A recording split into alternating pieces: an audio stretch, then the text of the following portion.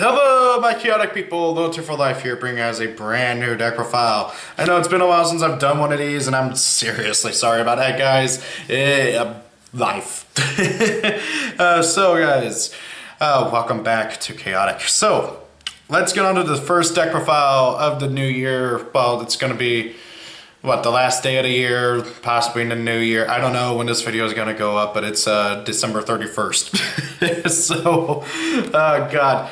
Let's make for a new year, for a great new year, guys. So, boy, Overworld is one of my my third favorite tribe, give or take, okay? They're one of my favorite play styles. They have a bunch of different ways to go about doing it, and my favorite way of doing the deck, or at least playing the deck, is just by having an absurd amount of elements and abusing the heck out of that. So, this is my Elementalist Overworld deck here, and it's been a lot of fun. I played against my friend who I've gotten into Chaotic, and we've had a few good fun games, and I really need to get him to come over so we can record some, but I digress. So let's get on a deck profile, because I'm sure you guys are looking more for that than me just kind of doing a one. So first and foremost, up front in the middle, we got Heptad. You can't have an Elementalist Overworld deck without Heptad, in my opinion. Heptad's one of the best. He's one of the few monsters who has all 4 elements. Mine happens to have max HP, and I think he's got a few other max stats too. I can't remember what exactly his max stats look like entirely. But however, he's got also a good 1 music counter, and of course he can use music from any tribe, which is pretty nice. His stats aren't overall too particularly amazing, but oh well, that's not what we care for. We care about the fact that he has all 4 elements. Also, if you're wondering, yes, this is the Hawaiian Heptad. I do not want to disclose how much money I had to spend on this. Next up, for his particular good old battle gear on him, I have Citadel Fragments. This card gives him 5 extra energy and 5 extra in every attribute, for every discipline, for every element he has. So, he has all 4, that means 20 more health, 20 more in every stat. So he's a 75 with 70 courage, 80 power, 65 wisdom, and 75 speed with this thing applied. Very, very nice overall. He's not going to be losing any skill checks for the most part, along with, just dominating. Next up, right next to him, we got good old Interest Nature Force. So he has a nice little effect where you can heal one of your dudes, fire 5 energy for every element that they have. She has 2 music counters and just good stats overall around. And then just to give her a bit more extra boost. I almost said boof. What's up with me not being able to say boost? In energy, we got the Evergreen Tunic, which thanks to her having 85 courage, she gets an additional 20 energy, which is just really good overall, putting her at 80. So she should be able to take some hits. Very nice. And then on the other side, we got good old Gronmor. Gronmor has Fire 5, and he also has Support All Disciplines 5, and he has 3 of the 4 elements with a whopping 65 energy and just overall beefy stats. Very, very good Elementalist overall, very, very powerful, and is able to do a lot of damage and just body your opponent pretty easily. I don't know what else to say. He's one of my favorite Overworlders. Is he actually supposed to be a frog guy or something? I can't tell. Then on him, I have the Phobia Plates. This basically makes it to where challenges against him fail, and then any damage he would take from music is reduced by 10. So really helpful for there. Don't need him getting burned to death by a cannon casualty or something. Then in the middle, I'm going to be just placed them both here because they're the same thing. 2 Tank of Toborns in training. Overall, pretty good monsters, creatures, still using Yu-Gi-Oh terminology. Really good creatures overall with good stats, good energy, 3 elements, and of course the ability to put his stats back to normal if your opponent's got a Gontrok or something. So, really good card overall. And on one, I have the good old Citadel Fragments, and then on the other, I have the oh darn, I can't read the name under. The Brain Amplifier, which increases his wisdom by 15 and energy by 5. And then whenever he kills a monster in combat, he gets an extra music counter, which can be helpful with casting some of my music. So, and then all the way in the back, I have Hewn Palatine, who I did not realize how good this card was until I got destroyed by a deck using her.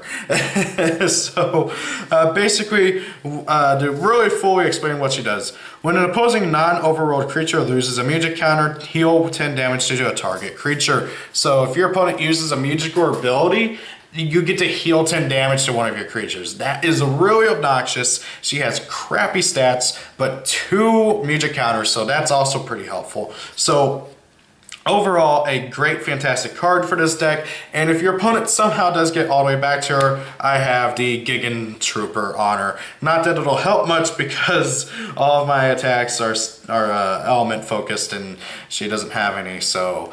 But there's nothing that really gives you all the elements of like stuff in your graveyard as far as I know, so might as well draw out the battle as much as I can.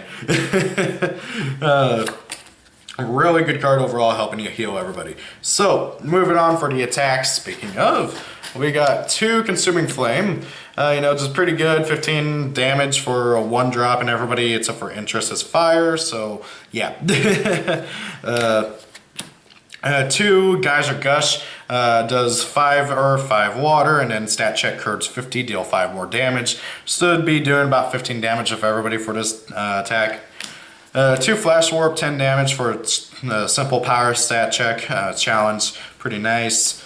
2 Smoke Surge, it's another, it's a 0-drop fire attack, pretty handy for your fire dudes.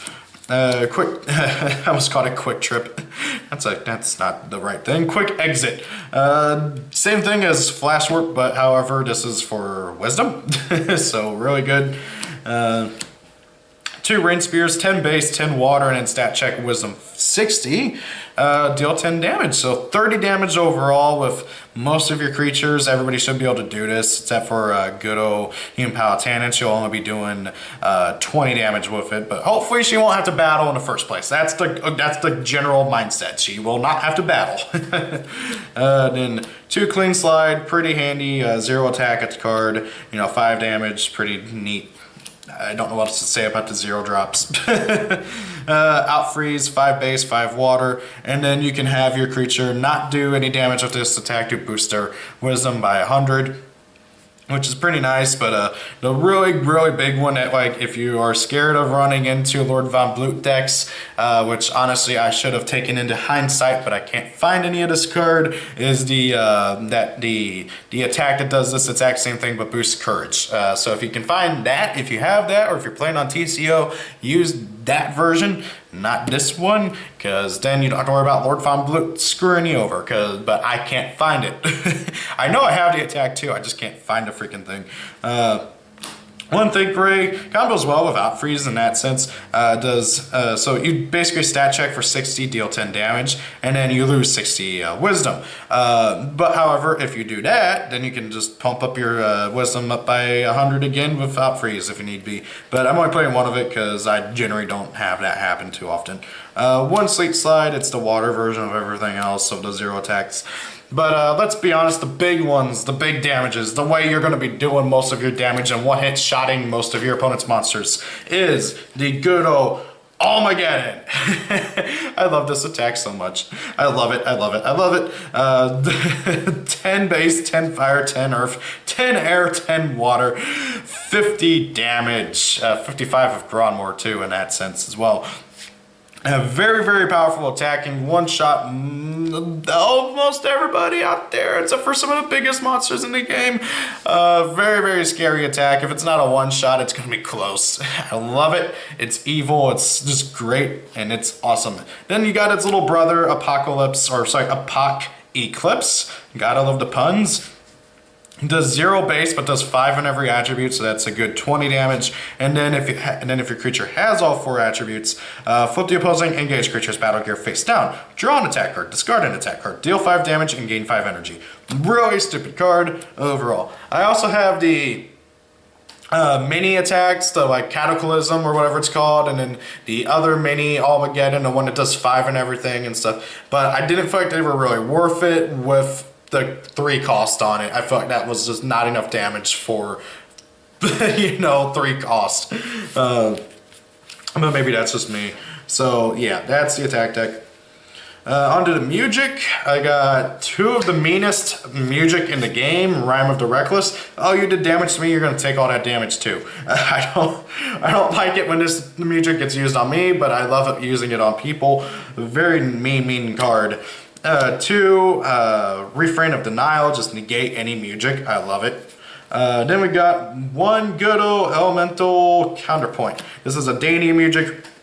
It's a 1-drop, so you're only going to be using it with the good old Heptad. And basically what this does is target attack deals 10 less damage for each elemental type it has. And just allows you to screw over what your opponent's doing with their attacks. And then finally we got 1 Forgotten Origins, just to remove everything from the game if we need be. Very nice. So moving on. Onto the music, locations. 2 Carnival of Confusion. I'm going to be honest, this is mostly just to kind of troll my opponent. I really like having 1 or 2 troll locations, and this card kind of helps out with that. So while this card is in play, instead of playing attack cards from your hand, you just play whatever's on top of your deck.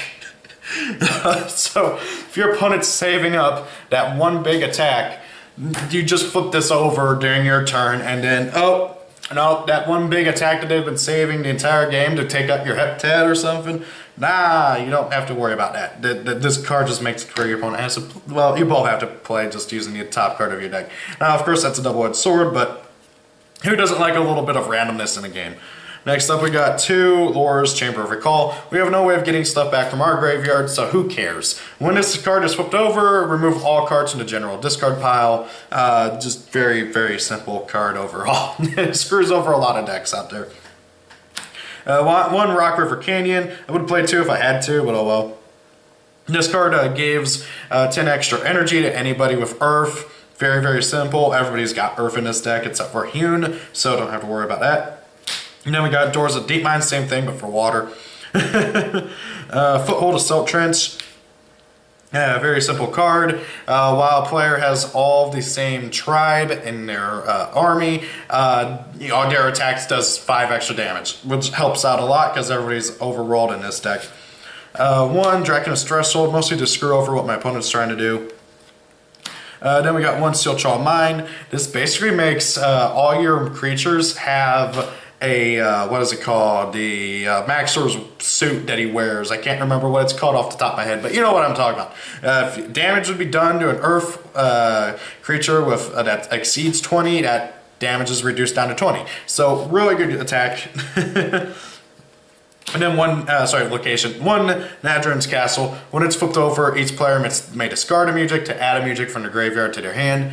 Very handy. Yes, it does counter with Lore's Chamber of Recall, but however, I'll be honest, I'm very conservative with my music, so it hasn't really been an issue, but I can see that if you are more frugal with your music, that it can be a bit more better, a bit more of an issue countering with Lore's Chamber of Recall. So if you feel like you don't really want this as much, then maybe switch it out for something else. And that's the deck. I've been having a lot of fun with this deck, playing with my friends. I do want to take it on to TCO and play there as well, which reminds me I need to log on to TCO for the first time in a few months and actually put this on there so that you guys can all play it and check it out and everything. And of course, once I do, I will update the description and the comments down below so that there's a link to the TCO version so you guys can check it out. And yeah, that's the deck profile. What do you guys think? What would you recommend, change, or whatever? Thank you for watching. Have a great day. If it's your birthday, happy birthday. See y'all later. Rate, comment, subscribe, all that fun stuff, and peace out. Happy New Year, guys.